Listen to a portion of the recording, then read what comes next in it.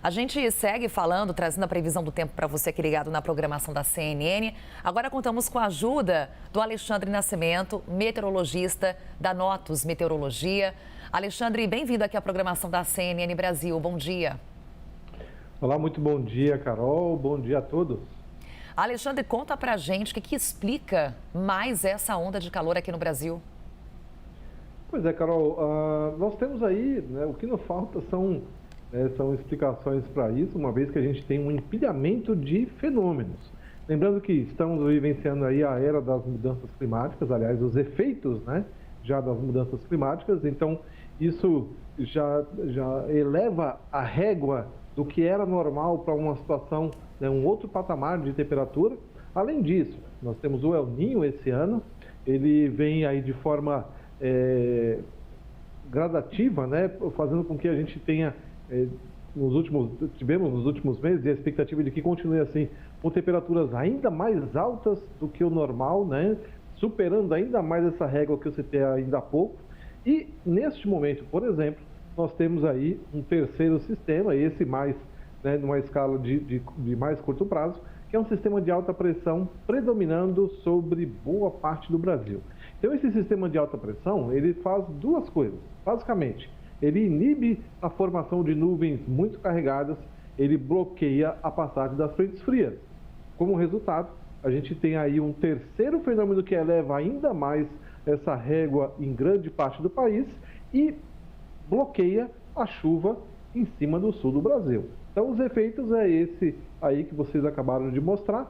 Muita chuva sendo esperada durante esta próxima uma semana nos 3 estados do sul. Neste momento já chove, né, na parte sul do estado do Rio Grande do Sul e para cima, temperaturas extremamente elevadas. Só para ter uma ideia da temperatura neste momento, no noroeste gaúcho ainda está bem quente, a frente fria ainda está bem afastada de lá. Então temos 34 graus na região de Santo Ângelo. Aqui no interior do estado de São Paulo, região de Ribeirão Preto, 36 graus. Em Cuiabá, que neste momento são 10h40 da manhã, lá tem uma hora a menos em relação a Brasília, já temos 37 graus. Além de São Paulo e Rio de Janeiro, né, a zona oeste do Rio de Janeiro, com 33 graus, o estado de São Paulo também com 33 graus. Ou seja, Carol, calor demais para praticamente todo o Brasil. Alexandre, e a gente tem essa possibilidade de recorde de calor do ano na capital paulista. É isso mesmo para amanhã? Onde mais podemos ter recorde de calor nos próximos dias? Olha só, nós teremos aí temperaturas extremamente elevadas, tá?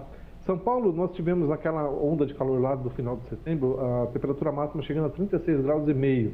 A expectativa, né, ou pelo menos a previsão, né, de que amanhã ela fique por volta disso, ou talvez alguns décimos acima disso. Tá? Então há essa expectativa para amanhã na cidade de São Paulo. O Rio de Janeiro, a temperatura amanhã, né, como já foi veiculado, perdão, mas esqueci o nome da repórter que está lá no Rio. Rafaela. A Rafaela falou, né, previsão de 40 graus. Nós já tivemos esse ano, né, temperaturas mais ou menos nesse nível. Então é algo mais ou menos parecido. Cuiabá, o recorde, olha, vai ser difícil a gente bater esse recorde. Tá, mas por quê? Porque nós tivemos no dia 19 de outubro temperatura acima de 44 graus. Foi 44 graus e 2 décimos. A expectativa para a próxima semana é de que a temperatura, né, chegue próximo a isso, mas talvez um pouco abaixo. O que não quer dizer, né, que não vai ser uma temperatura absurda. As temperaturas devem ficar entre 42 e 43 graus. E o grande problema, Carol, não é que vai chegar daqui a 2, 3 dias. Não é isso. Ontem já chegou a 40 graus. Hoje não deve ser diferente. E lá, né, eu estou falando daqui a 4, 5 dias, a temperatura pode se aproximar do recorde. Ou seja, é uma semana inteira com temperaturas extremamente elevadas. O grande problema é esse, né, sob o ponto de vista da saúde, né, da população. Nós não temos aquele refresco, né, durante as noites, por exemplo. Até agora, o presente momento, né, até ontem, de ontem para hoje, nós não tivemos temperaturas tão elevadas assim durante a madrugada em grande parte do Brasil. Por exemplo, aí em São Paulo, né, vocês falaram agora há pouco, a temperatura mínima ficou na casa de 20 graus. Então a madrugada ela foi, olha, já foi quente, mas eu vou falar uma coisa para vocês, foi relativamente fresca em relação ao que a gente espera para os próximos dias. Ou seja, vamos ter aí uma elevação da temperatura também das madrugadas. E isso é um grande problema, porque você imagina, de dia temperaturas aí de 35, 37, no interior 40, 42, 43 graus. E as noites ficando aí com temperaturas na casa dos 23, 25 graus. Esse é o grande problema aí, então um alerta também aí para as condições de saúde de todo mundo.